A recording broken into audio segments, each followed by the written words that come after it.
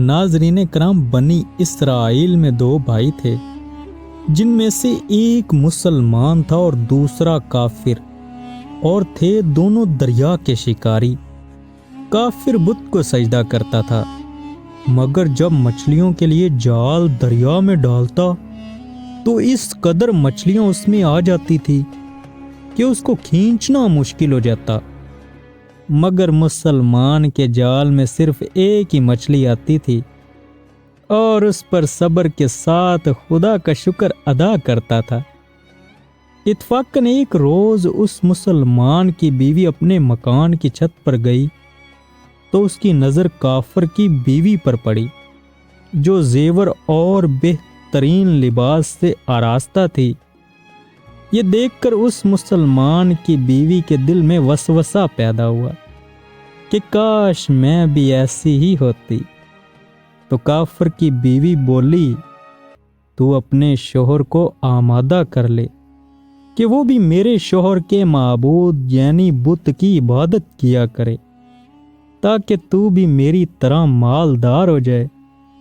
ये सुनकर मुसलमान भाई की बीवी कुछ गमज़दा सी होकर नीचे आई, और जब उसका शौहर घर आया तो उसने बीवी का हाल देखकर दरियाफ्त किया कि आखिर क्या बात है जिससे तू इस कदर गमज़दा मालूम होती है। तो वो कहने लगी, बस मियाँ, या तो तुम मुझे तलाक दे दो या अपने भाई के महबूद की परस्तिश अख्तियार करो। ये सुनकर उसके शौहर ने कहा, खुदा की बंदी, तो खुदा से नहीं डरती? ईमान की दौलत के बाद ये कुफर की बातें करती है।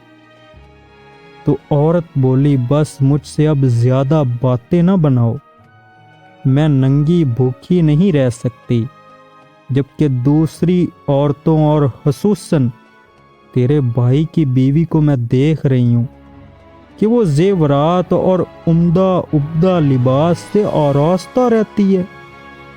जब उस मर्द मोमिन ने देखा कि औरत तरियाहट पर उतर आई है और उसका इसरार हद से बढ़ चुका है, तो उसने औरत को तसल्ली दी, कहा, अच्छा, घबराने की ज़रूरत नहीं है, मैं कल से कारीगरों और मजदूरों में जाकर मेहनत करके तुझे रोजाना 2 दरहम देता रहूंगा, तो इससे अपनी हालत दुरुस्त कर लेना। ये सुनकर औरत को कुछ तस्कीन हासिल हुई और सवेरे ही वो मर्द मोमिन मजदूरी की तलाश में निकला, लेकिन कहीं उसे मजदूरी नहीं मिली। ये देखकर वो दरिया के किनारे पहुंचा और शाम तक खुदा की इबादत में मसरूफ रहकर रात को जब घर आया तो बीवी ने दरियाफ्त किया कि आज तुम कहाँ थे? तो वो कहने लगा, मैं बादशाह की खिदमत में था, उसने मुझसे 30 दिन काम करने की शर्त की है। औरत बोली कि आखिर वो बादशाह तुमको क्या देगा? तो उसने जवाब दिया कि मेरा बादशाह बड़ा करीम है और उसके खजाने मालो दौलत से भरे हुए हैं, वो मुझे वो देगा जो मैं चाहूँगा। चनाचा इसी तरह बराबर वो अपने माबूद बरहक की इबादत में मसरूफ़ रहा, और तीसरी रात हुई तो बीवी ने कहा, सुनो मियाँ, अगर कल तुमने मुझे मजदूरी ला कर नहीं दी तो तुम पर मुझे तलाक देना लाजिम हो जाएगा। ये सुनकर उसको किस कदर अफसोस और परेशानी हुई, ये वो ही जानता था। तीसरी सुबह को उसने एक यहूदी से कहा, क्या तुम मुझे मजदूरी पर लगा लोगे? ये सुनकर यहूदी ने कहा, हाँ, तुमको मजदूरी तो मिल जाएगी, लेकिन शर्त ये है कि मेरे पास तुम्हारे खाने पीने का कोई इंतज़ाम ना होगा। नाजरीन कराम, चनाचा वो मर्द मोमिन रोज़े की नीयत करके यहूदी के साथ हो लिया, और हक ताला के हुक्म से हज़रत जिब्राईल अलैहिस्सलाम 29 अशरफियाँ एक नूरानी तबाक में लेकर उसकी बीवी के पास पहुँचे और कहने लगे, मैं बादशाह का कासिद हूँ, उसी ने ये अशरफियाँ लेकर मुझको तेरे पास भेजा है اور فرمایا کہ تیرا شوہر ہمارے کام میں تھا، ہم نے اس کو نہ چھوڑا یہاں تک کہ اسی نے ہم کو چھوڑ دیا اور یہودی کے پاس چلا گیا۔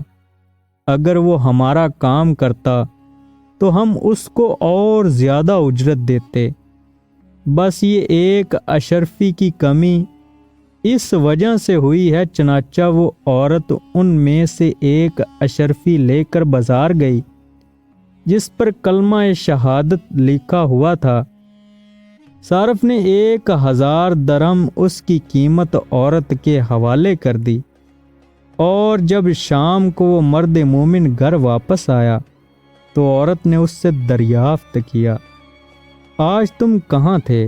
اس نے جواب دیا کہ آج میں ایک یہودی کے کام پر گیا ہوا تھا۔ تو بیوی کہنے لگی کہ آخر بادشاہ کی خدمت ترک کر کے تم دوسرے کی خدمت کیوں کرتے ہو؟ پھر اس کو اشرفیوں کا واقعہ سنایا، جس کو سن کر وہ مرد مومن روتے روتے بے ہوش ہو گیا، اور جب اس کو ہوش آیا تو بیوی سے کہنے لگا، افسوس کہ میں نے بادشاہ دو جہاں کی خدمت کا حق اپنے اوپر لازم نہ کیا۔ اس کے بعد اس شخص نے عورت کو چھوڑ دیا اور پہاڑوں پر چلا گیا، جہاں خدا کی عبادت ہی میں مصروف رہ کر اس کا انتقال ہو گیا۔ حق تعالیٰ اس پر اپنا رحم فرمائے، آمین ثم آمین۔ ناظرین، سچ ہے کہ خدا کے خزانوں میں کوئی کمی نہیں ہے، وہ بندے کو اس کی عبادت کا صلہ ضرور دیتا ہے، اگرچہ بعض دفعہ کسی حکمت کی بنا پر اس کے یہاں دیر ہو جاتی ہے، لیکن برحال اندھیرا پھر بھی نہیں، وہ اپنے بندوں کو دیتا ضرور ہے۔ حق تعالیٰ ہم سب کو صبر و شکر کے ساتھ رہ کر زندگی گزارنے کی توفیق عطا فرمائے۔ اللہ ہم سب کا حامی و ناصر ہو۔